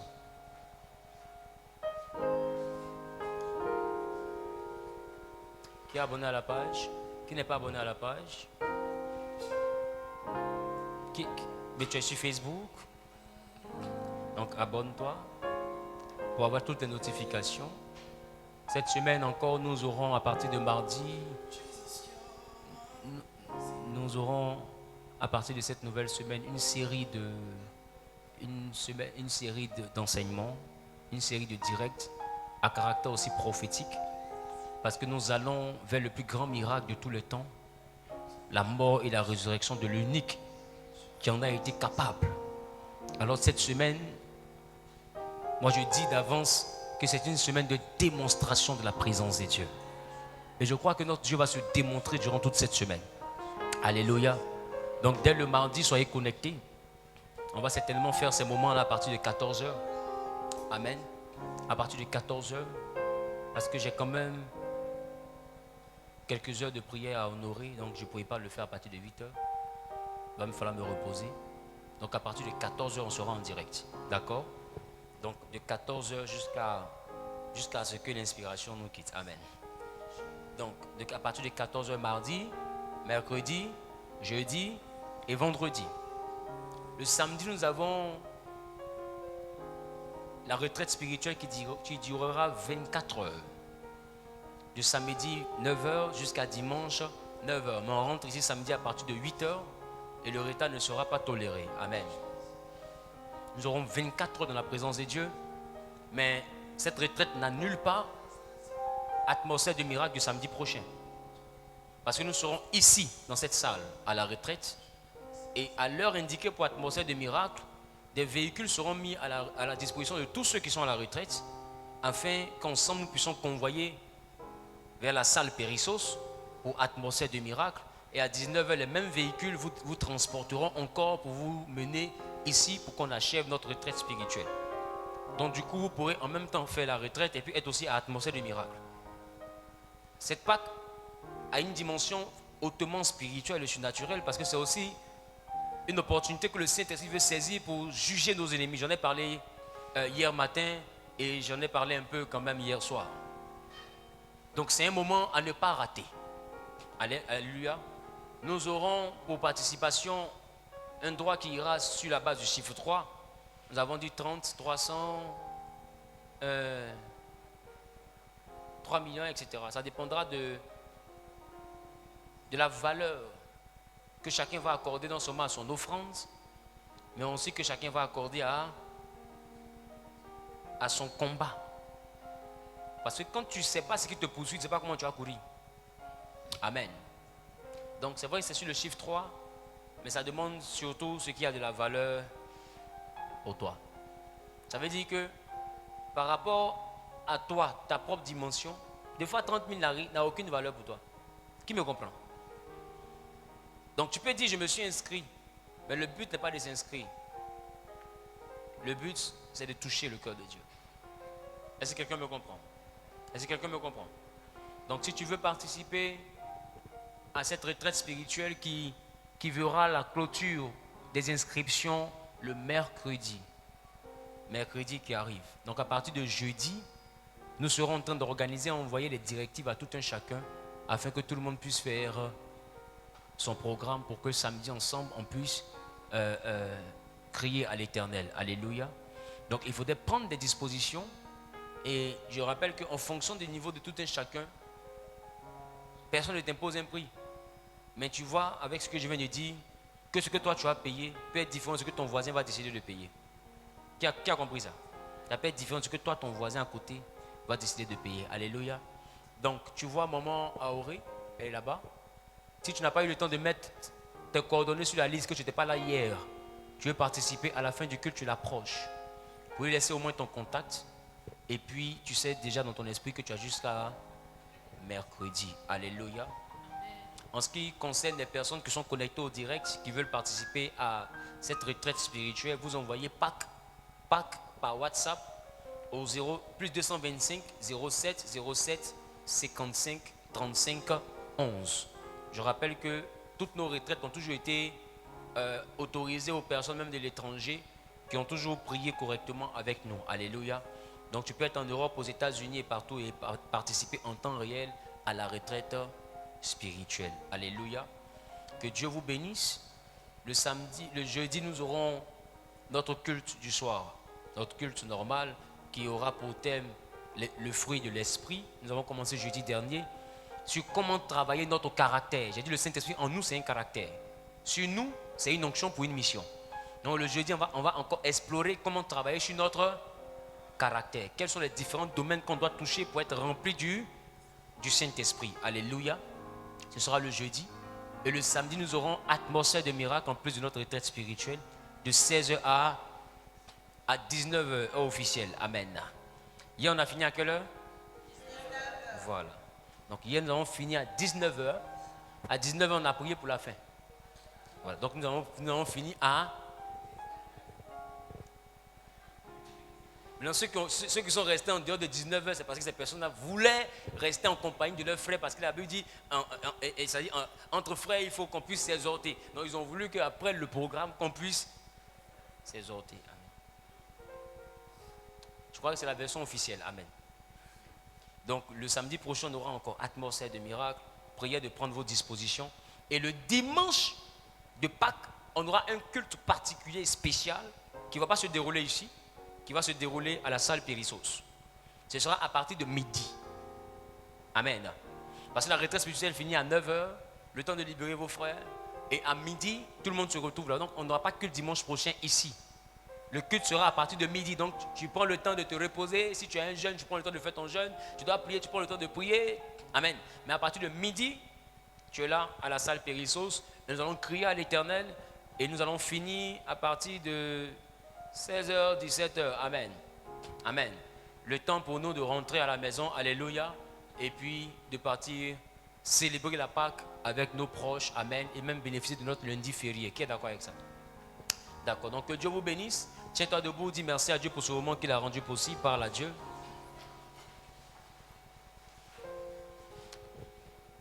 J'ai demandé à des personnes du groupe de venir, du groupe Telegram de venir. Est-ce qu'ils sont là? Ok, Dieu vous bénisse. Dieu vous bénisse. D'accord. Donc, à la fin, vous voyez avec le pasteur Combat, parce que Combat vient. Le pasteur Combat, il est là. Vous le voyez, il va vous conduire à l'endroit de la rencontre. Amen. Voilà.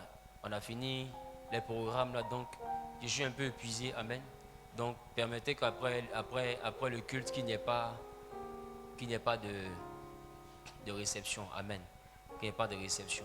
Maintenant, si Dieu t'a mis à cœur de venir nous offrir un terrain, viens me voir, viens me voir. Là, je peux te recevoir, mais de façon vraiment exceptionnelle, quoi. Sinon, en temps normal, je suis fatigué, mais... Amen. Donc, vous voyez le pasteur combat, hein, pour ceux qui sont venus de Télégramme. Amen. Et il va dire merci à Dieu pour ce moment qu'il a rendu possible.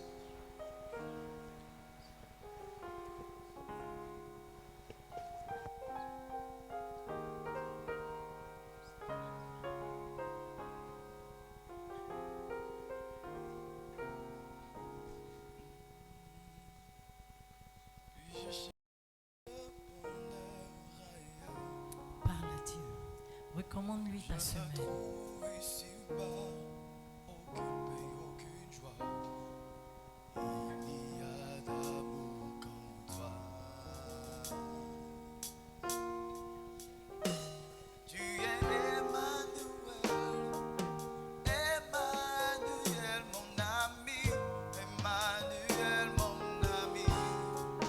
Éternel, je te recommande tes fils. Je te recommande tes servants.